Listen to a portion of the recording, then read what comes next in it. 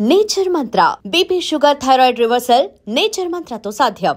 ఉండి మనమే అంటే మన ఊరి మనమే బిగించుకున్న వాళ్ళం అయిపోతాము అన్న ఒకనొక సందర్భంలో అనిపించింది నాకు. మన ఊరి మనమే బిగించుకున్న వాళ్ళం అవుతామో యాజ్ ఎ టీమ్ లీడర్గా పేరు తెచ్చుకొని ఇన్ని ఎపిసోడ్లు హంగామా, జబర్దస్త్, ఎక్స్ప్రెస్ రాజా, ప్రతిదీ జూలగటక అన్నిట్లో చాలా మంచి పేరుంది. వాళ్ళ స్కిట్ వస్తుందంటే కూర్చొని జనాలు చూస్తారు. అందులో 70% హెల్తీ ఉంటుంది, 30% మాత్రం పట్టుకోలేని బూత్ ఉంటుంది. అది టచ్ అవనట్టు బూత్ ఉంటుంది. కానీ 100% బూత్కి తీసుకెళ్తున్నా అది స్కిట్లు పండట్లా. మా సుబ్బు గారు స్ట్రగుల్, వాళ్ళు ఇచ్చిన రైటరు వీళ్ళు ఏంటంటే పిలుస్తున్నారు, అది బాగాలేదు ఇది బాగాలేదని మొహమ్మద్ అనేస్తున్నారు. ఏంట్రా వీళ్ళు ఇలా అంటున్నారు, ఏం చేస్తారు, నిజంగా బాగుండట్లేదా? అది మనకు నచ్చింది వాళ్ళకి నచ్చట్లే, వాళ్ళకి నచ్చింది మనకు నచ్చట్లే. మేమేంటంటే సార్ ఇన్ని చేసామండి. జబర్దస్త్ అంటే ఒక పెద్ద ప్లాట్ఫామ్. ఎందుకంటే ఇన్ని షోలు ఒక ఎత్తు అయితే బాహుబలి సినిమా ఒక ఎత్తు, ఇన్ని షోలు ఒక ఎత్తు అన్నట్టు ఉంటుంది కదా. కానీ వాటి పేరు వాటిదే, ఇటు తీరి వీటిదే. కానీ జబర్దస్త్కి జనాలు బాగా అడిక్ట్ అయినారు, అలవాటు అయినారు. అది పెద్ద షోగా ఒక రన్ అవుతుంది.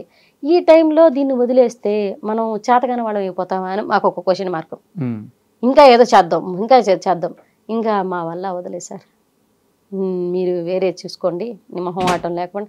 ఒకటండి, పరిస్థితులు అనుకూలంగా ఉండి మన పని మనం ఫ్రీగా చేయనిస్తే అది ఎక్కడ ఏ ప్లాట్ఫామ్ అయినా మనం ఇమడగలం.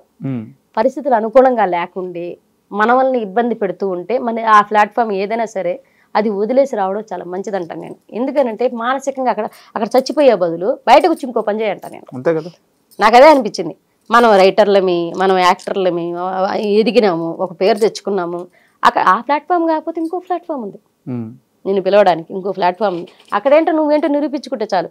అక్కడుండి వాళ్ళ అవమానాలు తీసుకునే బదులు, అక్కడుండి వాళ్ళ తిరస్కారం తీసుకునే బదులు బయటకు వచ్చాయి అని ఇద్దరం మాట్లాడుకున్నాము.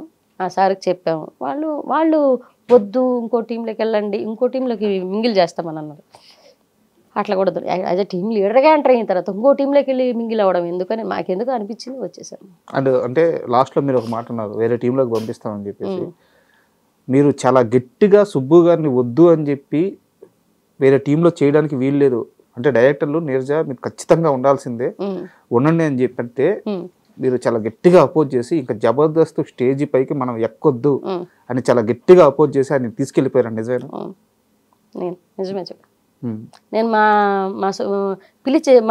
మా వాడు అయిపోయింది, పిలిచారు సార్ ఇక ఇట్లా ఇబ్బంది పెడుతున్నారంటే, సరే భయ్యా ఇది మనకు రేటింగ్ తగ్గుతోంది, చూడు ఇంకేమన్నా ఉంటే చూడండి అని అంటే, అవతల ఒక వ్యక్తి గురించి తెలిసి ఇన్ని షోలు చేస్తున్నాడని తెలిసి, ఇన్ని చేస్తున్నారని తెలిసి, నిన్ను ఒక వర్క్ ఇచ్చినప్పుడు నిన్ను ఇలా ఫ్రీగా వదిలేస్తే నిన్ను ఫ్రీగా నువ్వేం చేయగలవు, నువ్వేం చేస్తావో నీకు ఒక ఐడియా ఉంటుంది. నీ మీద నమ్మకం ఉండాలి. ఫస్ట్ ఆఫ్ ఆల్ నిన్ను పట్టుకోక్కర్లా, నీ మీద నమ్మకం ఉండాలి, నీ టాలెంట్ మీద నమ్మకం ఉండాలి, నువ్వు చేయగలవు ఎట్టి పరిస్థితులని. ఆ నమ్మకం అవతలోడికి లేనప్పుడు ఆడుండడం వేస్ట్ అంటాను నేను.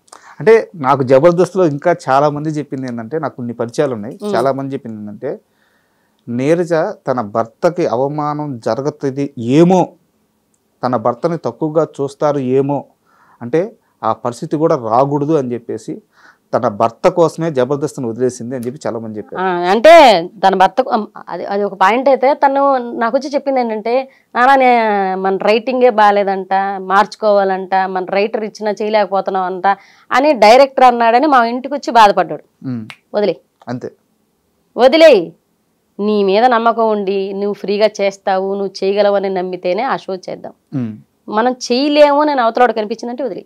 అండ్ జబర్దస్త్లో ఒక టీం లీడర్తో చాలా ఇబ్బంది పడ్డారట, ఎవరైనా చెప్పండి. అంటే కొంతమంది ఏంటంటే మేము వస్తున్నాం అన్నది వాళ్ళు స్వాగతించలేకపోయారు ఏమో కానీ, మా పేర్లు ఎందుకులేని మాతో సరిగా కూడా మాట్లాడలేదన్నమాట. అంటే చాలా సంవత్సరాలు అయిపోయింది, ఇప్పుడు చెప్తే కొంచెం క్లారిటీ. పర్లేదు కానండి. ఒకనొక సందర్భంలో అయితే జబర్దస్త్ కన్నా ముందు ఎట్లా జబర్దస్త్ వచ్చింది, జబర్దస్త్ కన్నా ముందు అవకాశాలు రానప్పుడు మా ఆయన గెటప్ సీను అన్నకి మా ఇద్దరు ఫోటో పెట్టి, అన్న ఏదైనా మన టీంలో ఉంటే చూడమనో లేకపోతే జబర్దస్త్లో అవకాశం ఇవ్వమని అంటే, అన్న రిప్లై ఇవ్వలేదు కదంట, బ్లాక్ చేశారంట గెటప్ సీను అన్న. నాకు అది స్క్రీన్ షాట్ పంపించాడు మా సుబ్బు.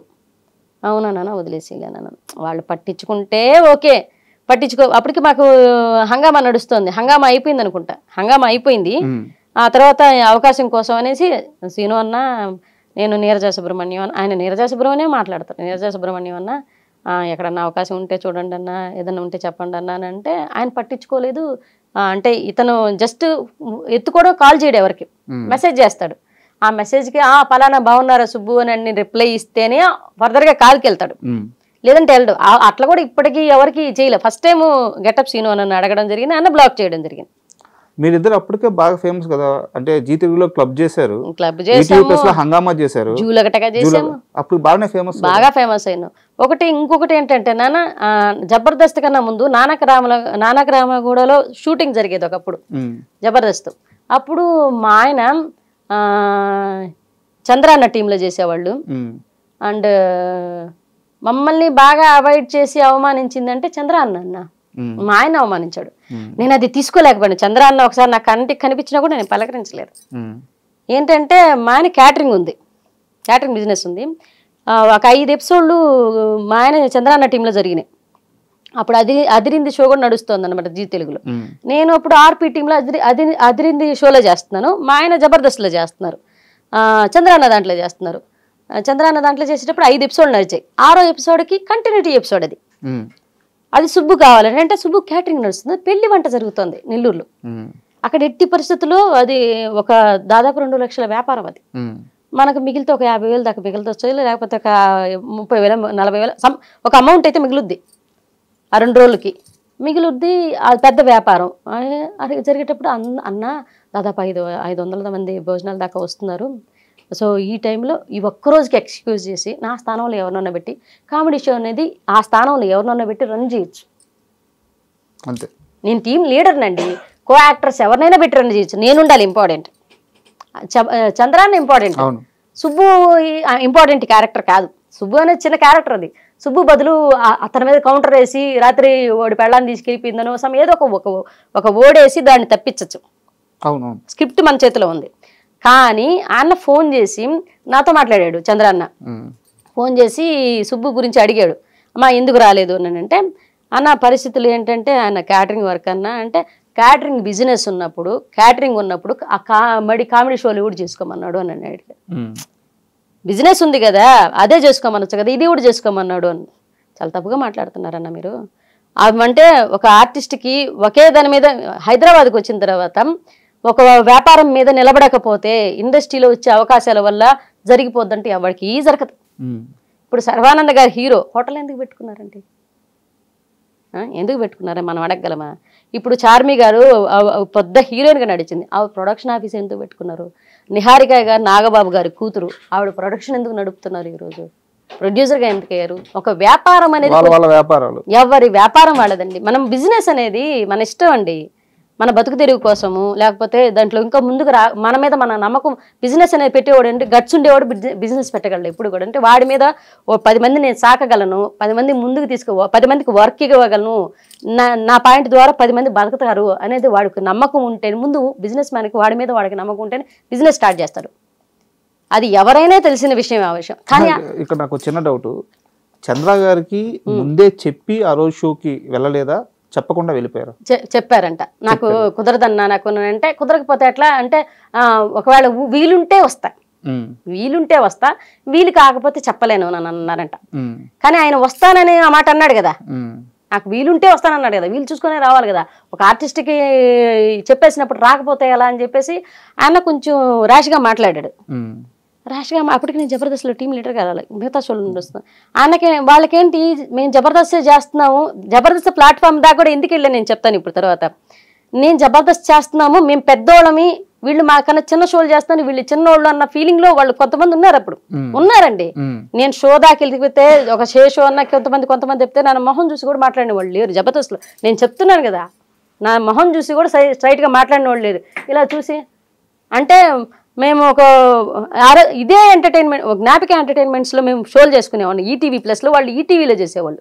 ప్లస్సే తేడా, మేము ఈటీవీ ప్లస్లో చేసేవాళ్ళు. ఈటీవీ ప్లస్లో చేసేవాళ్ళని ఎవరిని ఈటీవీ దాకా రానిచ్చేవాళ్ళు కాదు. ఆ షో దగ్గర రానిచ్చేవాళ్ళు. ఆ షో దగ్గర పోతే అంటే ఒక రకమైన చిన్న ఎవరు పలకరించేవాళ్ళు కాదు, ఎవరు దగ్గర తీసుకునేవాళ్ళు, కొంతమంది మాత్రమే తీసుకునేవాళ్ళు. సరే తీసుకున్న ఆఫర్ అయినా ఇస్తున్నారు కదా అని చంద్రన్న పిలిచారు. మాకు చంద్రన్న ఆ టైంలో మంచిగానే అనిపించింది. కానీ ఆయన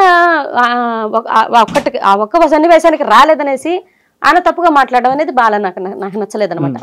ఏంటి అది ఆ పని చేసుకునేటప్పుడు షూటింగ్లు ఎందుకు అని అన్నాడు.